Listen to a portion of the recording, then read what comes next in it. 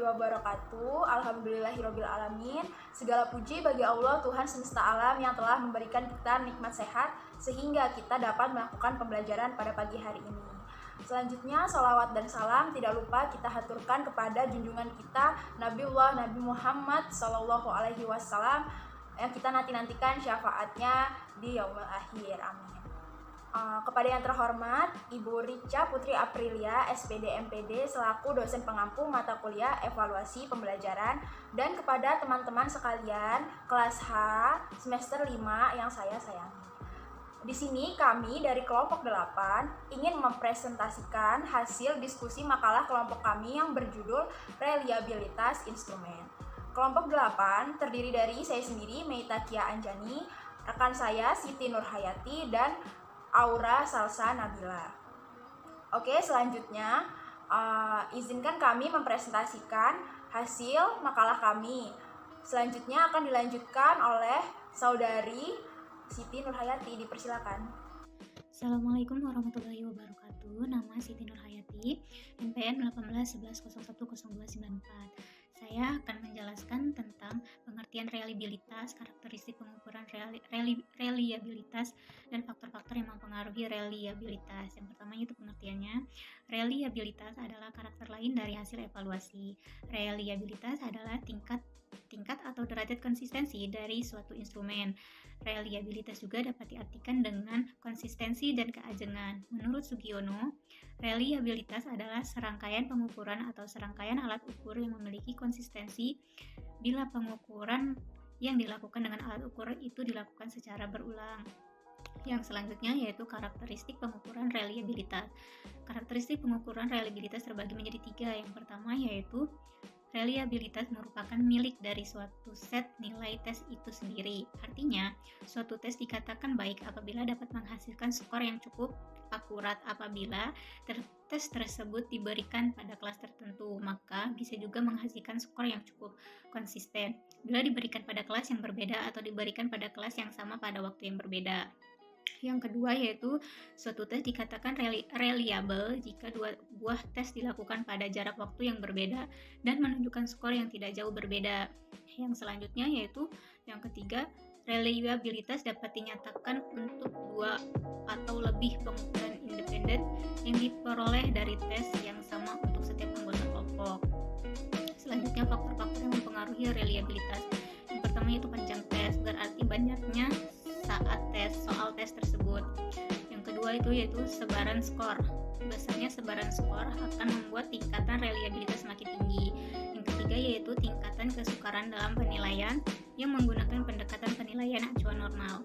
Yang keempat dan yang terakhir yaitu objektivitas. Di sini menunjukkan skor tes kemampuan yang sama antara peserta didik yang satu dengan peserta didik yang lain.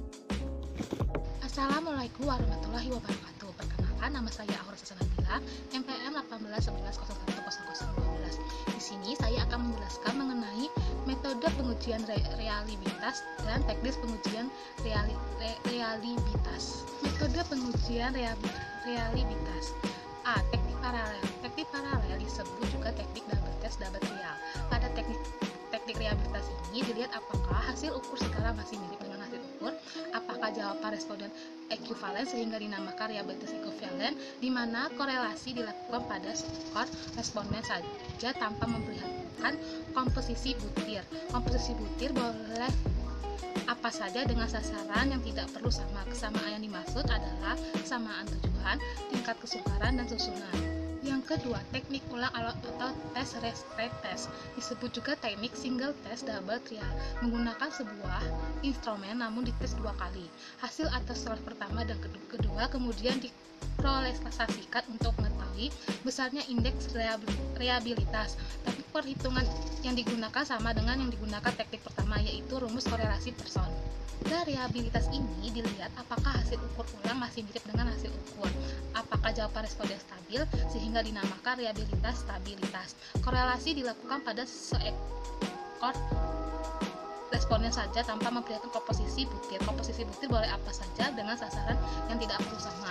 Jika koefisien korelasi menunjukkan tinggi, berarti reliabilitas tes bagus. Jika korelasi rendah, berarti tes tersebut mempunyai konsistensi yang rendah. Teknik belah 2 atau split half method disebut teknik single test single trial. Peneliti boleh hanya memiliki seperangkat instrumen saja dan hanya diuji cobakan satu kali, kemudian hasilnya dianalisis, yaitu dengan cara membelah seluruh instrumen menjadi dua sama besar. Cara yang diambil untuk membelah soal bisa dengan membelah atas nomor ganjil genap, atas dasar nomor awal akhir, dan dengan cara undian. Teknik pengujian reliabilitas tes. Teknik pengujian reliabilitas tes bentuk uraian. Dalam rangka menentukan apakah tes bentuk uraian yang disusun oleh staf pengajar telah memiliki daya keajinan mengukur atau reliabilitas yang tinggi ataukah belum, pada umumnya orang menggunakan sebuah rumus yang dikenal dengan nama rumus apa. Yang kedua, teknik pengujian reliabilitas tes bentuk objektif. Pengujian reliabilitas tes bentuk objektif dengan menggunakan pendekatan single test single trial method. Dalam rangka menentukan reliabilitas tes hasil belajar bentuk objektif dengan menggunakan pendekatan single test single trial, maka penentuan reliabilitas tes tersebut dilakukan dengan jalan melakukan pengukuran terhadap satu kelompok subjek, di mana pengukuran itu dilakukan dengan hanya menggunakan satu alat pengukuran, dan bahwa pelaksanaan pengukuran hanya dilakukan sebanyak satu kali saja. Pendekatan single test single trial dengan menggunakan formula Sperman-Brown. Penerapan formula Sperman-Brown akan menghasilkan dua buah distribusi skor belahan pertama dengan distribusi skor belahan kedua. Itu dipandang sebagai reliabilitas bagian bukti-bukti soal tes hasil belajar bentuk objektif tersebut. Sedangkan untuk mengetahui reliabilitas tes secara keseluruhan, Sperman-Brown menciptakan formula sebagai berikut. Pendekatan single test single trial dengan menggunakan formula Flanagan. Berbeda dengan formula Sperman-Brown, maka pada formula Flanagan reliabilitas tes tidak didasarkan pada adanya tindakan korelasi antara belahan satu dengan belahan dua, melainkan berdasarkan diri pada jumlah kuadrat deviasi pada tes belahan satu, jumlah kuadrat deviasi pada tes belahan dua, dan juga kuadrat total belahan satu dan belahan dua. Adapun formula diajukan oleh Flanagan adalah sebagai berikut. Pendekatan single test single trial dengan menggunakan formula Ruran. Rumus yang dikemukakan oleh Ruran untuk mencari koefisien reliabilitas R11 adalah sebagai berikut. Dan yang terakhir, pendekatan single test single trial dengan menggunakan formula trial Kuder-Richardson ataupun formula yang diajukan oleh Kuder dan Richardson adalah dua buah masing-masing memberi kode, yaitu KR20 dan KR21, yaitu dengan rumus. Sekian penjelasan saya mengenai metode dan teknik pengujian reliabilitas ini. Terima kasih. Wassalamualaikum warahmatullahi wabarakatuh.